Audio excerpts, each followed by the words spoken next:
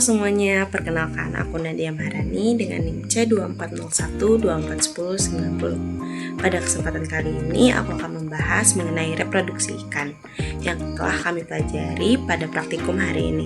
Ingin tahu apa aja yang telah kita lakukan dan apa aja yang telah kita bahas saat praktikum tadi? Yuk tonton videonya sampai habis. Nah, sebelumnya aku akan menjelaskan terlebih dahulu apa itu reproduksi. Jadi, reproduksi adalah proses biologis untuk menghasilkan individu baru atau keturunan. Nah, pada praktikum hari ini kami membahas mengenai fekunditas. Jadi, fekunditas itu dibagi menjadi 3, yaitu ada fekunditas mutlak, fekunditas nisbi, dan juga fekunditas total. Yang pertama ada fekunditas mutlak. Jadi fekunditas mutlak ini adalah jumlah telur ikan yang masak sebelum ikan itu memijah. Yang kedua ada fekunditas nisbi. Jadi fekunditas nisbi ini adalah jumlah ikan per satuan bobot atau panjang. Kemudian yang terakhir ada fekunditas total. Jadi fekunditas total itu adalah jumlah telur ikan saat pertama kali ikan tersebut memproduksi telur sampai akhir nanti. Nah, kemudian fekunditas ikan air tawar itu lebih rendah dibandingkan dengan fekunditas ikan di air laut. Nah, kemudian ada diameter telur. Nah, diameter telur adalah garis tengah atau ukuran panjang dari suatu telur. Nah, untuk metode kerjanya sendiri itu dibagi menjadi 3. Yang pertama ada gravimetri, kedua ada volumetri, yang ketiga ada metode gabungan. Nah, metode gravimetri sendiri adalah metode yang memfokuskan kepada bobot telur ikan tersebut. Terus yang kedua ada volumetri. Nah, volumetri ini seperti namanya volumetri, berarti kita fokus pada volume dari telur ikan tersebut. Yang terakhir ada metode gabungan. Nah, metode gabungan ini adalah gabungan antara metode gravimetri dan juga metode volumetri. Dalam metode kerja gravimetri, hal pertama yang harus dilakukan adalah menimbang berat gonad total.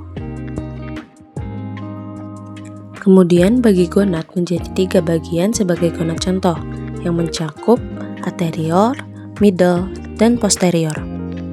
Lalu timbang kembali gonad contoh yang telah dibagi 3. Selanjutnya buai gonad anterior, middle, dan posterior pada cawan Petri. Setelah gonad dibuai, kemudian hitung telur yang ada pada gonad. Kemudian metode yang kedua adalah metode volumetrik. Langkah pertama yang dilakukan adalah menimbang gonad. Kemudian masukkan gonad ke dalam gelas ukur untuk mengukur volume gonad tersebut. Kemudian bagi 3 gonad menjadi bagian anterior, middle, dan juga posterior. Kemudian bagian-bagian tersebut dipisahkan dalam cawan Petri dan diberikan aqueduct. Selanjutnya buai gonad tersebut agar telur-telur dalam gonad menyebar.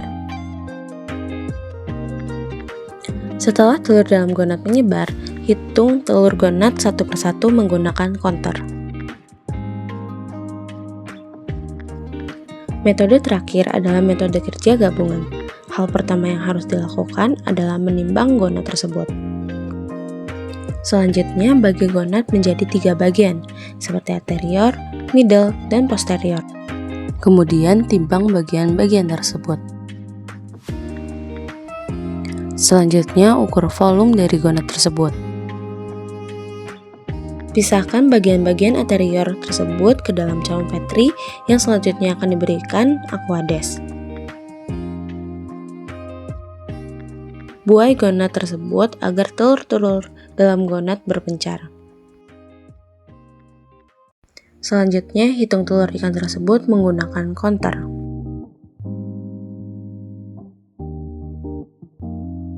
Selanjutnya, jika data bobot, volume, dan juga jumlah telur sudah diketahui, masukkan data ke dalam datasheet. Nah, itu saja untuk pembahasan kali ini. Kurang lebihnya mohon dimaafkan. Wassalamualaikum warahmatullahi wabarakatuh.